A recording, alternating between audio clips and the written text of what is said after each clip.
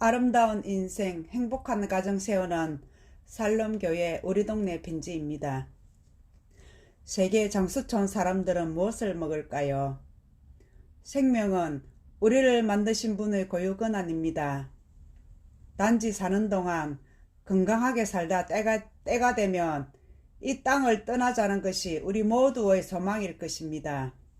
몸이 아프신 여러분들 만나 이야기하다 보면 대부분 이대로 살다 죽지 라고 말씀합니다.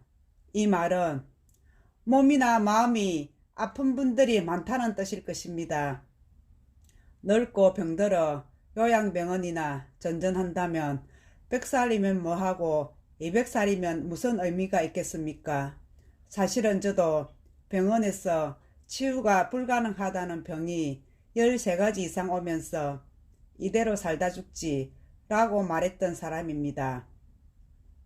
건강이 회복되는 길이 있다는 것도 몰랐기도 합니다. 남해에 내려와 샬롬 마을 땅질 제한 자연치유를 적용하면서 좋아지니까 제 마음이 달라졌습니다. 내가 맑아지고 생각의 문이 열리니까 새로운 꿈이 일어났습니다. 여러분, 내 몸이 아파 요양원이나 요양병원에 들어가 죽는 날만 기다리는 자신의 모습을 상상해 보셨습니까? 그런 날이 오리라는 것은 생각하기도 싫을 것입니다. 요즘은 의학이나 과학이 발달하면서 지금까지 내려온 전통적인 치유법들이 잘못되었다는 증거들이 쏙쏙 드러나고 있습니다. 아마 우리 동네 편지만 잘 읽어도 여러분은 건강정보에서 가장 앞서 달려가지 않나 생각합니다. 천국은 침노하는 자의 것이다는 말씀이 있습니다.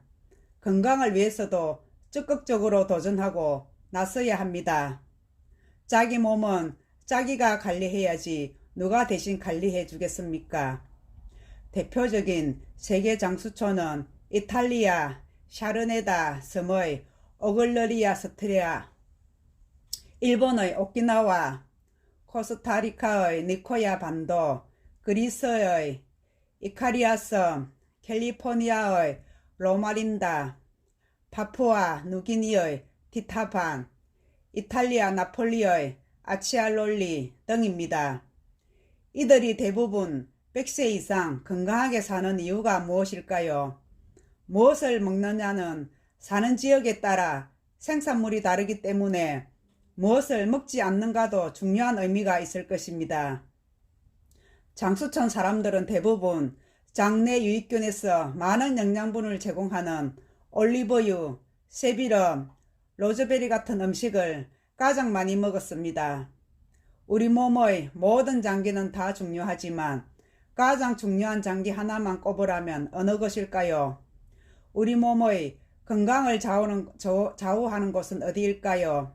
바로 장입니다. 장내 유익균의 건강 정도에 따라 우리 몸의 건강이 결정되어 버립니다. 그렇다면 장수촌 사람들이 먹지 않은 것은 무엇일까요? 정답은 바로 동물성 단백질입니다.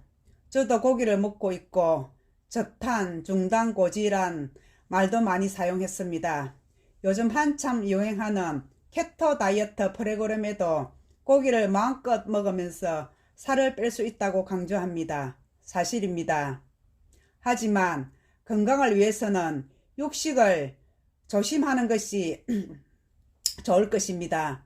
장수촌 지역 사람들의 특징은 어느 지역 사람이든지 동물 단백질을 많이 소비하지 않는다는 사실입니다. 대부분 일주일에 한 번 정도 고기를 먹었고 생선만 조금 먹는 지역도 있었습니다. 동물성 식품을 먹으면 몸에 염증을 유발할 뿐만 아니라 노화가 빨리 온다는 것을 알아야 합니다. 우리가 쉽게 볼 수 있는 개나 고양이, 또한 사자나 호랑이가 먹고는 잠을 많이 잔다는 것을 아실 것입니다. 육식을 하는 동물은 잠이 많습니다. 그 이유는 높은 신진대사율을 낮추고 에너지를 보존하기 위해서입니다. 체중을 빨리 빼려면 동물 단백질을 많이 섭취하십시오. 하지만 생명은 단축된다는 것을 아셔야 합니다. 차로 말한다면 초식동물은 사기통 엔진이라면 육식동물은 12기통 수북화와 같습니다. 신나게 빨리 달리지만 연비 효율이 낮습니다. 얼마 가지 못해 주유소에 떠들러야 합니다. 육식을 하면 신진대사율이 높기 때문에 에너지를 계속 사용하게 되고 빨리 소진되어 버립니다. 그러니 노화가 빨리 옵니다. 몸에 열이 많습니다. 얼굴도 붉고 사람들이 건강체질이라고 말합니다. 신진대사율이 높기 때문입니다. 하지만 오래 살지는 못합니다. 우리 몸은 에너지를 사용해서 열을 발생시키는데 육식을 하면 우리 몸의 신진대사가 쉬지 않고 계속 돌아갑니다. 쉼없이 돌아가기 때문에 빨리 노화된다는 것입니다.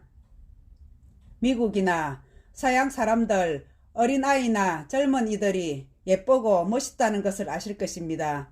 그런데 이상하게 40이 넘어가면 얼굴이나 목에 주름살이나 많아지고 얼굴도 이상하게 변형되는 모습을 보실 것입니다. 육식으로 인한 빠른 노화 때문입니다. 우리는 흔히 산화 스트레스가 노화를 일으키는 주범이라고 합니다. 또한 활성산소가 노화에 영향을 주는 것이라고 합니다. 하지만 이런 것은 작은 조각일 뿐입니다. 동물 단백질로 인한 신진대사율로 인해 발생하는 열이 우리를 빨리 늙게 합니다. 육식을 하는 사람의 몸은 365일 활동성 성장 주기로 변해서 포도당과 단백질, 열이 항상 존재하기 때문에 몸은 쉬지 않고 여러가지 화학결합물을 만들어냅니다. 식물지방이나 채식을 통해 신진대사율을 떨어뜨리고 신진대사가 오는 열을 낮추는 것이 노화가 일어나는 속도를 늦출 수 있는 가장 좋은 방법입니다. 캐리 프레이저 박사가 장수하는 분들을 연구한 것을 보면 육류를 전혀 먹지 않은 비건인들이 가장 오래 살았고 제한적으로 달걀을 먹으며 유제품을 먹지 않은 채식주의자들이 다음으로 오래 살았고 유제품을 먹는 채식주의자들이 그 뒤를 이었고 가끔 닭이나 생선을 먹는 사람들은 장수촌에서 가장 꼴찌를 차지했습니다. 슬픈 일이지만 동물 단백질은 건강과 장수를 위한 필수 영양소가 아니었습니다. 동물 단백질을 완전히 배제한 사람들은 장수촌에서도 가장 건강하게 오래 살았습니다. 게다가 알츠하이머병 발병률이 육식고기 섭취율과 직접적인 연관이 있다는 연구 결과까지 나왔습니다. 우리에게 당분과 동물성 단백질 섭취 제한은 너무 중요하다는 뜻입니다. 당뇨 환자들이 중요하게 생각하는 것은 당화 혈색소 검사일 것입니다. 이것은 적혈구에 당분과 단백질이 얼마나 붙어 있는지를 측정하는 것입니다. 적혈구는 한두 달마다 재활용되므로 당화 혈색소 수치를 보면 우리 몸이 얼마나 빨리 노화되는지를 알 수 있습니다. 당화 혈색소 수치가 5.0 미만이면 이상적이지만 만약 5.6 이상이면 상당히 곤란한 상황을 표시합니다. 팔레오나 케토 식단을 강조하는 사람들이 버터 같은 동물성 포화지방이 몸에 좋다고 하지만 조심해야 합니다. 동물성 지방을 조심해야 합니다. 초지방목도 조심해야 합니다. 엔셀키스라는 미네소타 대학교 교수가 미국 정부의 초청을 받고 제2차 세계대전 참전 군인들을 위한 영양 관련 업무에 차출됩니다. 1950년대 아이젠하워 대통령이 심장마비를 일으키자 대통령을 위한 식단 자문 요청도 받게 되었습니다.